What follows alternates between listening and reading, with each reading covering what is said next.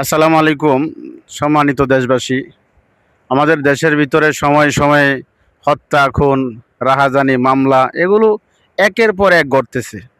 তো বিচার ব্যবস্থা এতই দুর্বল আমাদের দেশের ভিতরে, এখনো পর্যন্ত কোনো একটা হত্যাকাণ্ডের সঠিক তদন্ত বিচার আমরা পাইনি। তার ব্যথায় ব্যথিত হয়ে গত কয়েকদিন আগে ইন্তিকাল করেছে মুসাম্মদ রামিসা। রামিসা স্কুলের ১ নম্বর একটা ছাত্রী ছিলেন, বাবার আদরের কলিজার টুকরা ছিল। সেই রামিসাও তাকে হত্যা করা হলো এখনো পর্যন্ত। যদিও আসামি গ্রেফতার হয়েছে, কিন্তু সেই গ্রেফতারের মাধ্যমে তো কোনো সমাধান হচ্ছে না। গ্রেফতার করে দেওয়া হয়। আমাদের শিবচরের মুফতি হানজালা সাহেব সংসদের বক্তব্যে তিনি বলেছিলেন যে আমরা আসামিকে থানা পর্যন্ত পৌঁছাই, ২-৩ দিন পরে আবার সেটা জামিনে থানার থেকে বের হয়ে আসে, আর তার বিচার ব্যবস্থা এখনো পর্যন্ত হয় নাই।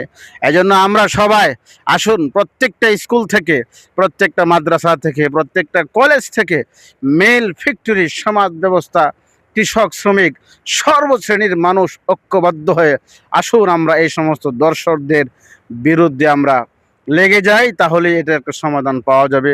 সম্মানিত দেশবাসী, আমি আশা করি। আসসালামু আলাইকুম।